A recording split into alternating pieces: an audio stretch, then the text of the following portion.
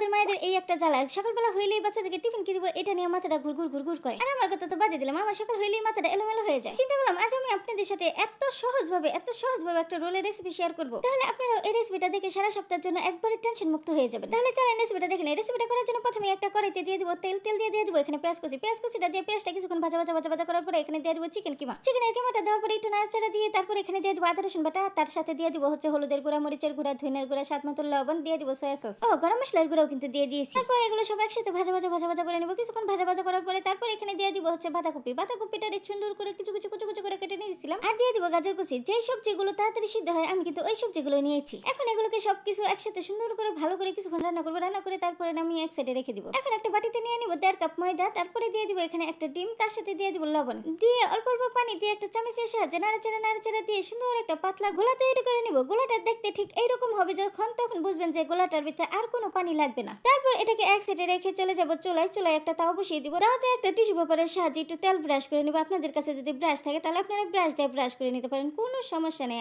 আর না থাকলে আমার মতো এরকম টিস্যু পেপার দিয়ে তেলটা ব্রাশ করে নিতে পারেন। তারপর এখানে একটা ডালের চামচের সাহায্যে 1.5 চামচ গোলা দিয়ে ভালো করে ঘুরাইয়া পাতলা একটা রুটি বানিয়ে নিব। যত পাতলা করা যায় ঘুরাইয়া যখন নাকি পাতলা হয়ে যাবে তখন কিছুক্ষণ অপেক্ষা করবেন। যখন নাকি হালকা সিদ্ধ হয়ে যাবে তখন উল্টিয়ে দিবেন। উল্টিয়ে পাল্টিয়ে এইরকম ভাবে রুটি বানিয়ে নেবেন। দেখছেন আমি এখানে কতগুলো রুটি বানিয়ে নিয়েছি, একদম সফট। এখন এগুলোকে নিয়ে চলে যাব পরবর্তী ধাপে যাওয়ার জন্য কি করব, একটা পিঁড়ি নিয়ে নিব। পিঁড়ির ভিতরে রুটিগুলো এইরকম ভাবে বিছিয়ে তারপর চলে যাব অল্প পরিমাণে একটু আটা গুলাইতে। আটা গুলানোটা দেখাইলাম না, আটা গুলিয়ে তারপরে এই রুটির চতুর্কেন্দ্রে এইরকম ভাবে লাগিয়ে দিব। লাগিয়ে দেওয়ার পরে তারপর এখানে দিয়ে দিব এই সবজি আর চিকেনের পুরটা। হয়ে গেলে দুই সাইডে এইরকম ভাবে ভাঁজ করে নিব। ভাঁজ করার পরে এইরকম ভাবে গোল করে ঘুরাই নিলে আর কি রাউন্ড করে ঘুরাই নিলেই হয়ে যাবে সুন্দর কিছু রোল। সবগুলো রোল বানানো হয়ে গেছে। এখন এগুলোকে এক সাইডে রেখে একটা বাটিতে নিয়ে নিলাম 2টা ডিমটাকে একটু লবণ দিয়ে ভালো করে ফেটিয়ে নিলাম। ফেটিয়ে নেওয়া হয়ে গেলে তারপরে অন্য একটা প্লেটে নিয়ে নিয়েছি ব্রেড গ্রাম। তারপর রোলগুলোকে ডিমের ভিতরে এরকম ভাবে চুবুনি দিতে হবে, চুবাইয়া তারপরে ব্রেড গ্রামে গড়াইয়া সবগুলোকে রেডি করে নিব। আপনারা চাইলে এই অবস্থায় ফ্রিজিং করতে পারেন। আমি এরকম ব্রেড গ্রামে গড়াইয়া ফ্রিজিং করে রেখে দেই পুরো সপ্তাহের জন্য। তারপরে ফ্রিজ থেকে নামাবেন আর শুধু তেলের ভিতরে ভাজবেন। এখন এগুলো ভাজার জন্য একটা প্যানে দিয়ে দিলাম তেলটা যখন হালকা গরম হয়ে যাবে তখন তেলের ভিতরে দিয়ে দিব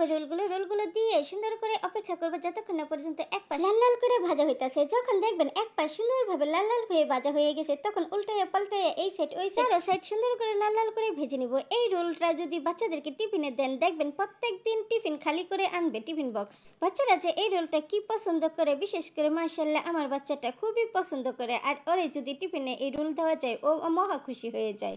যখন সুন্দর করে ভাজা হয়ে যাবে তখন তেলগুলোকে সুন্দর করে ঝরিয়ে সুন্দর করে উঠিয়ে পরিবেশন করব এইরকম ভাবে। দেখেন তো দেখতে কতটা সুন্দর লাগতেছে মাশাআল্লাহ।